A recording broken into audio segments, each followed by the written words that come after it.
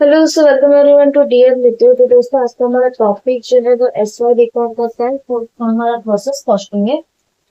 इस क्वेश्चन के लिए हम लोग को रिक्वेस्ट जो है हमारे कमेंट सेक्शन भी आई थी और प्लस हम लोग को इंस्टाग्राम पे हमारे यूजर ने पूछा था कि मैम इस प्रोसेस कॉस्टिंग की कोई इंपॉर्टेंट सम्स करवा दीजिए जो एग्जाम से रिलेटेड आ सकते। तो आज हम लोग वही टाइप के सम्स कर रहे हैं जो हम लोग को एग्जाम में आ सकते हैं। तो ये सम जो है वो इम्पोर्टेंट है हमारे एग्जाम पॉइंट ऑफ व्यू से। ऐसा कंपलसरी नहीं है दोस्तों कि हम जैसे बताए वैसे ही है।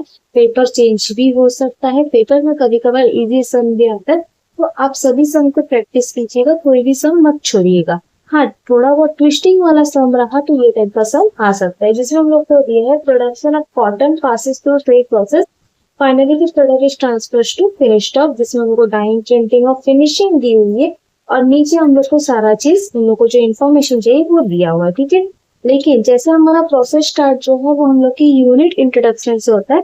तो हमारे क्वेश्चन में सबसे पहला क्वेश्चन मार्क यही है कि यूनिट इंट्रोड्यूस का पार्ट दिया ही नहीं है, यानी कितना यूनिट इंट्रोड्यूस हुआ है वो नहीं दिया है। बस उसका रेट दे दिया है। उसके साथ एक्चुअल आउटपुट कितना बनाया है वो भी नहीं बताया है। सिर्फ नॉर्मल लॉस और एबनॉर्मल लॉस दिया हुआ है, बराबर। सो हम इस टाइप के सम को करेंगे कैसे। तो दोस्तों ऐसे कभी भी अगर क्वेश्चन मार्क वाले सम आते हैं तो मैं हर बार बताती हूँ कि ऐसे टाइप के सम में कोई एक हिंट पॉइंट रहता ही।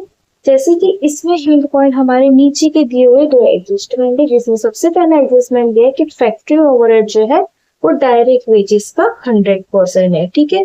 और सेकेंड एडजस्टमेंट जिससे हमारा पूरा सम सॉल्व होगा वो है एबनॉर्मल लॉस जो है वो 1/3 पार्ट ऑफ नॉर्मल लॉस है, यानी जितना एबनॉर्मल लॉस हम लोग को दिया है वो नॉर्मल लॉस का 1/3 पार्ट है, ठीक है। तो एबनॉर्मल लॉस हम लोग के क्वेश्चन में ऑलरेडी हम लोग को प्रोवाइड कर दिया है कितना यूनिट 300, ठीक है। तो उससे हमारा सारा सब सॉल्व होगा। अब वो कैसे दोस्तों, देखो नॉर्मल लॉस सबसे पहले निकालेंगे क्योंकि एबनॉर्मल लॉस पहले तो नॉर्मल लॉस के बेस पे है, ठीक है। तो वो 1/3 है, हम लोग को उल्टा जाना, हम लोग को नॉर्मल लॉस पे जाना है। तो हम कैसे करेंगे, यहाँ पे कर देंगे 300 इंटू 3 डिवाइड बाय 10, ठीक है। ये 300 कौन सा है, तो एबनॉर्मल लॉस का जो यूनिट दिया है वो यूनिट।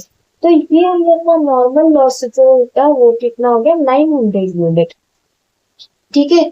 नॉर्मल लॉस हम लोग का निकल गया कितना, 900 यूनिट। अब देखो दोस्तों नॉर्मल लॉस में क्या दिया, नॉर्मल लॉस में दिया है परसेंटेज ऑफ यूनिट इंट्रोड्यूस जो है वो कितना है, 3%। यानी नॉर्मल लॉस जो भी आया वो यूनिट इंट्रोड्यूस का 3% है। यानी हम लोग का नॉर्मल लॉस आया 900, वो यूनिट इंट्रोड्यूस का कितना परसेंट है, 3% है। तो हम लोग को अगर यूनिट इंट्रोड्यूस निकाला तो हम उसको उल्टा कर देंगे।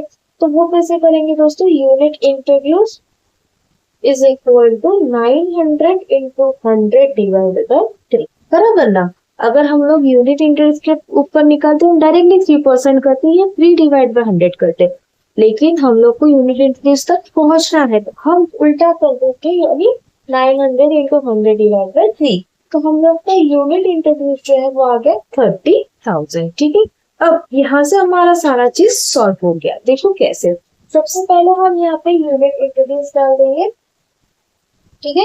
यूनिट इंटरेस्ट कितना है हम लोग का, 30,000, ठीक है। और रेट हम लोग को कितना दिया है, रेट दिया है 20 पर यूनिट, यानी इंटू 20 कर देंगे तो ये हमारा हो गया 60, ठीक है। फिर दूसरे साइड हम लोग का नॉर्मल लॉस डालेंगे, क्योंकि नॉर्मल लॉस हम क्रेडिट साइड में ही डालते हैं। नॉर्मल लॉस का यूनिट में जो लिखा है वो लिख देंगे, यानी 900, बराबर। अब दोस्तों यहाँ पे थोड़ा ध्यान दीजिएगा, वैल्यू ऑफ नॉर्मल लॉस जो है वो ₹10 पर यूनिट दिया है, ₹10 पर यूनिट। और हम लोग का कितना है, 900 यूनिट, और वो ₹10 पर यूनिट कितना है, 30। तो हम उसको कैसे करेंगे, 900 इंटू 30 डिवाइड बाय 10, ठीक है। 900 इंटू 30 डिवाइड बाय 10 कर दोगे तो 2700 हमारा अमाउंट का कॉलम में जाएगा, यानी जो भी नॉर्मल लॉस का सेल्स हुआ है उसका वैल्यू होगा, ठीक है। फिर उसके बाद नेक्स्ट हम लोग का है एबनॉर्मल लॉस।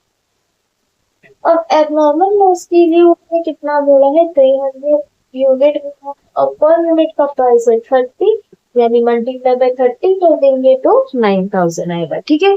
अब उसको यहाँ पे एक्चुअल आउटपुट नहीं दिया है, लेकिन हम लोग यहाँ से क्या कर देंगे, जो भी बचा हुआ यूनिट है वो हम ट्रांसफर कर देंगे आगे के प्रोसेस में, यानी प्रिंटिंग में। तो यहाँ पे हम लोग कर देंगे ट्रांसफर टू प्रिंटिंग, पहले तो हम यूनिट निकालेंगे, ठीक है। तो अब देखिए डेबिट साइड का यूनिट जो है वो हमारा होगा 30,000 और क्रेडिट साइड में उसको माइनस कर देंगे जो हमारा है 900 माइनस 300।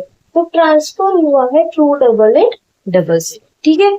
अब दोस्तों जब अब अगर हमने प्रोसेस कॉस्टिंग का थोड़ा बहुत भी सम किया है तो आपको ये नॉलेज होगा हम लोग को जो भी हम लोग फिनिश गुड करते हैं या हम लोग ट्रांसफर करते हैं उसका रेट कैसे डिपेंड होता है। तो जो एबनॉर्मल लॉस का रेट रहता है वही हमारा ट्रांसफर एंड प्रिंटिंग का रेट रहता है। तो एबनॉर्मल लॉस का रेट हमारा था 30, तो इसमें भी हम लोग को किससे मल्टीप्लाई करना पड़ेगा, मल्टीप्लाई बाय 30, ठीक है।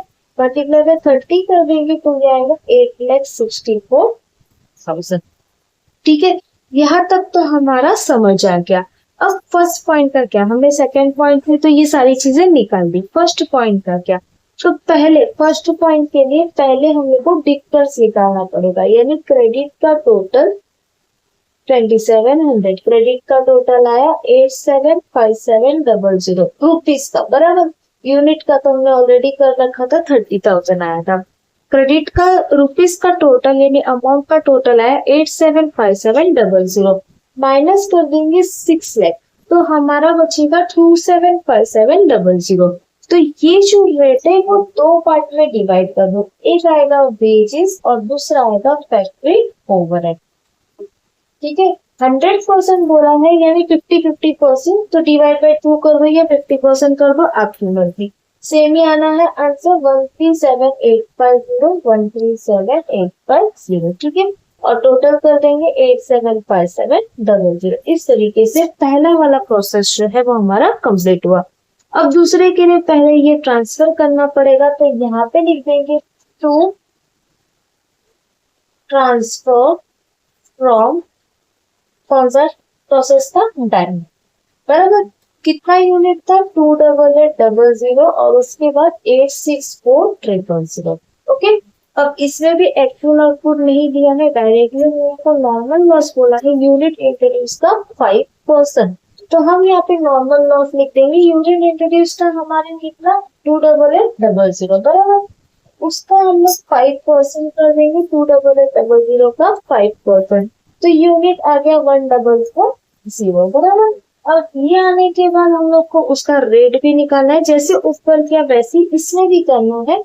1440 into 60 divide by 10, into 60 divide by 10 कर देंगे तो ये आएगा 8640, क्योंकि हम लोग का यूनिट के बेस पे प्राइस दिया है, ठीक है। फिर उसके बाद नेक्स्ट हम लोग यहाँ पे कर देंगे एबनॉर्मल लॉस। एबनॉर्मल लॉस हम लोग को कितना दिया है, इसमें हम लोग को एबनॉर्मल लॉस नहीं दिया होगा, इसका मतलब है यहाँ पे कोई भी नुकसान नहीं है, ठीक है। यानी जो भी अमाउंट होगी वो हम लोग को डायरेक्टली कहाँ पे ट्रांसफर करनी है, हमारी नेक्स्ट प्रोसेस में जो ये फिनिशिंग। तो माइनस कर देंगे 28800, तो हमारा यूनिट का टोटल माइनस 1440, तो कितना ट्रांसफर हो रहा है 27360, ठीक है। तो यहाँ पे हम लोग कर देंगे but transfer to finishing process, कितना था 27360, ठीक है। टोटल हम लोग इक्वल कर देंगे सबसे पहले यूनिट का। अब इसका रेट कैसे निकालेंगे, तो इसका रेट हम लोग को कुछ दिया है क्या, वो हम लोग देख लेंगे, दिया है कितना 40, ठीक है। तो हम लोग यहाँ पे क्या कर देंगे, मल्टीप्लाई बाय कर देंगे 40, तो हमारा आंसर जो है वो है 109,400, ठीक है। ये आ गया, ये हम लोग को रेट डायरेक्टली दिया था, इसकी वजह से हमने डायरेक्टली मल्टीप्लाई किया, वरना हम लोग का जो कैलकुलेशन वाला पार्ट था वो बढ़ जाता, बराबर। ये डाल दिया। अब उसके बाद हम ये भी देख लेंगे कि कितना अमाउंट वेजेस और फैक्ट्री में जाता है, जैसे ऊपर के वैसे पहले क्रेडिट का टोटल कर देंगे प्लस 8640, ये है 1103,040 माइनस 864000 डिवाइड बाय 2, ठीक है। तो डिवाइड बाय 2 करके हमारा वेज जो है वो कितना है 119520 और हमारा फैक्ट्री जो है वो भी कितना है 119520, बराबर। फिर उसके बाद हम इसका टोटल कर देंगे और ये एक का और हो गया। अब उसके बाद लास्ट हमारा बचा है फिनिशिंग प्रोसेस। पहले तो जो हम लोगों ने अमाउंट ट्रांसफर किए वो हमें को डालनी पड़ेगी, तो वो हम यहाँ पे डाल देंगे to transfer from printing process. बराबर, कितना था 27360 और अमाउंट थी 1094400। ठीक है, ये डाल दिया। अब यहाँ पे हम लोग को एक्चुअल आउटपुट नहीं दिया है, नॉर्मल लॉस दिया है यूनिट इंट्रोड्यूस का 10%। तो यहाँ पे हम लोग कर देंगे by normal loss, unit introduce था 27360, इसका 10% कर देंगे तो आ जाएगा 2736। और अमाउंट निकालने तो हम लोग क्या करेंगे 2736 multiply by 80 divide by 10, multiply by 80 divide by 10 कर दिया तो ये आया 21366। ठीक है, ये आ गया। फिर उसके बाद हम लोग को यहाँ पे मिला है एबनॉर्मल गेन। एबनॉर्मल गेन कहाँ पे आता है दोस्तों, तो डेबिट साइड में, तो यहाँ पे हम कर देंगे एबनॉर्मल गेन। ठीक है, कितना था हम लोग का 300 और पर यूनिट प्राइस थी 50, तो 300 इंटू 50 कर देंगे तो ये आ जाएगा हमारा 15,000।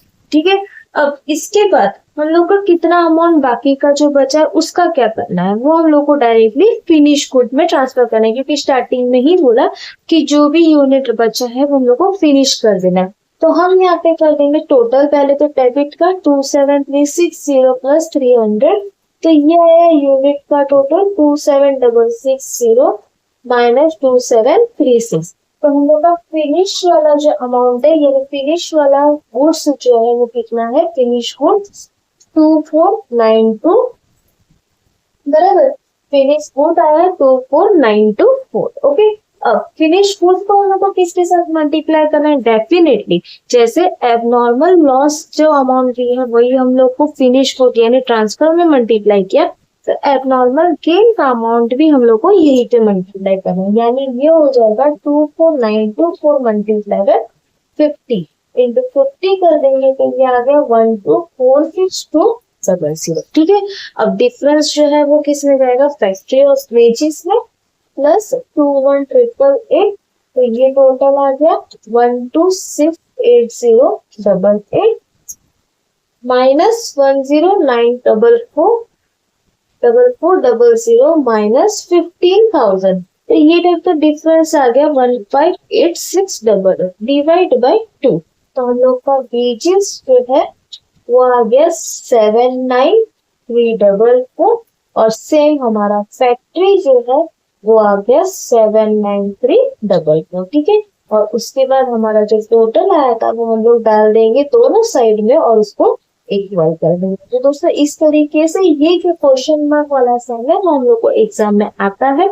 ये थोड़ा सा डिफिकल्ट और थोड़ा सा कंफ्यूजिंग है कि कैसे अमाउंट को उल्टा सीधा करना है, लेकिन अगर एक बार सीख लोगे तो आप इसकी टेक्निक समझ लोगे तो ये बहुत इजी है। तो दोस्तों यहाँ पे हमारा वीडियो खत्म हो रहा है। होपफुली आपको पूरा वीडियो समझ आया होगा, समझ आया तो प्लीज अपने दोस्तों के साथ शेयर करना और डीएम को सब्सक्राइब करना बिल्कुल नहीं भूलिएगा। मिलते हैं नेक्स्ट वीडियो में, तब तक के लिए बाय बाय।